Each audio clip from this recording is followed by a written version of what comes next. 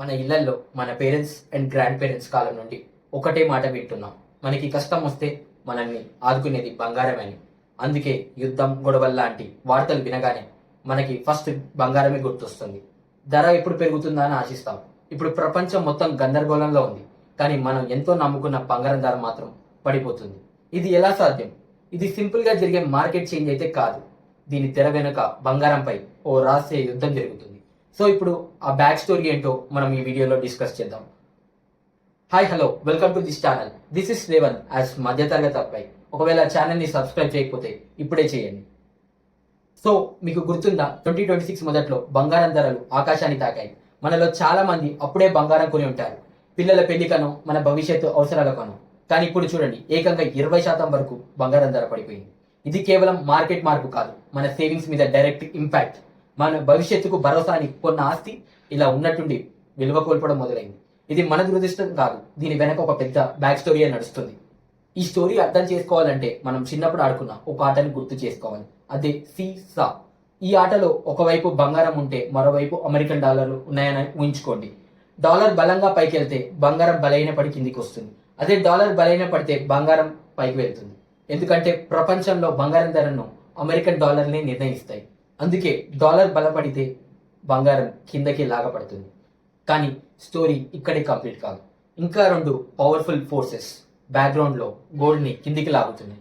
ఒక విషయం ఆలోచించండి, డబ్బు దాచుకోవడానికి రెండు దారులు ఉన్నాయనుకుందాం. ఒకటి బంగారం కొనడం, ఇది సురక్షితం కానీ దీని మీద ఎలాంటి అదనపు రాబడి రాదు. రెండోది గవర్నమెంట్ బాండ్స్, ఇవి సేఫ్ కానీ ఏడాదికి 5% రేట్ ఆఫ్ ఇంట్రెస్ట్ వస్తుంది. సో ఇప్పుడు డబ్బు ఎక్కువ ఉన్న వాళ్ళు ఏ దారిని ఎంచుకుంటారు? ఇదే ఆలోచన ఇప్పుడు ప్రపంచంలో పెద్ద పెద్ద సంస్థలు అండ్ బిగ్ ఇన్వెస్టర్ల మీద మైండ్ లో నడుస్తుంది. ప్రస్తుతం అమెరికాలో వడ్డీ రేట్లు చాలా ఎక్కువగా ఉన్నాయి.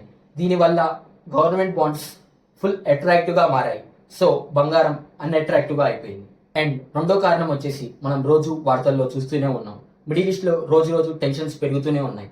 దీనివల్ల క్రూడ్ ఆయిల్ ధర పర్ బ్యారెల్ $100 పైకి చేరాయి. క్రూడ్ ఆయిల్ ప్రైస్ పెరిగితే మనపై ఇన్ఫ్లేషన్ ఎఫెక్ట్ పడుతుంది. ఈ ఇన్ఫ్లేషన్ ని అదుపులో పెట్టడం కోసం అమెరికా తన వడ్డీ రేట్లను తగ్గించకుండా ఇంకా పెంచుతుంది. అదే సమయంలో ప్రపంచంలోని గందరగోళాన్ని భయపడి చాలా మంది తన డబ్బుని సేఫ్ గా ఉంచడానికి డాలర్ వైపు పరుగులు తీస్తున్నారు. ఫలితం డాలర్ మరింత బలంగా మారుతుంది, బంగారం మరింత బలహీన పడిపోతుంది. ఇదే బంగారంపై డబుల్ అటాక్. కానీ ట్విస్ట్ ఏంటంటే ఇది కేవలం ఆయిల్ అండ్ గోల్డ్ మాత్రమే కాదు, ప్రపంచం అంతా ఇప్పుడు ఒక పెద్ద ఫియర్ లో బతుకుతుంది. సిచ్యువేషన్ ఎంత సీరియస్ గా ఉందంటే పెద్ద దేశాలు కూడా క్యాష్ ని బయట పెట్టకుండా హోల్డ్ చేస్తున్నాయి. ప్రపంచంలో ట్రస్ట్ తగ్గింది, అందుకే డబ్బంతా డాలర్ వైపు వెళ్తుంది. సో ఇప్పుడు క్లియర్ గా అర్థమైందిగా, ఈ సీక్రెట్ వార్ అంటే ఈ రెండు ఫోర్సెస్ బంగారాన్ని కిందికి లాగుతున్నాయి. కానీ అసలు కదా ఇక్కడితో అయిపోలేదు. ఇప్పుడు మన అసలు విషయానికి వద్దాం. మన ఇలాంటి సమయంలో మన మధ్యతరగతి కుటుంబాలు ఏం చేయాలి? ఒక్క ముఖ్యమైన విషయం గుర్తుంచుకోండి, దయచేసి ఇలాంటి ఇన్ఫ్లేషన్ చూసి భయపడి మీ దగ్గర ఉన్న బంగారాన్ని మాత్రం అమ్ముకోకండి. బిగ్ ప్లేయర్స్ గేమ్ లో పానిక్ అవ్వడం మన బిగ్గెస్ట్ మిస్టేక్.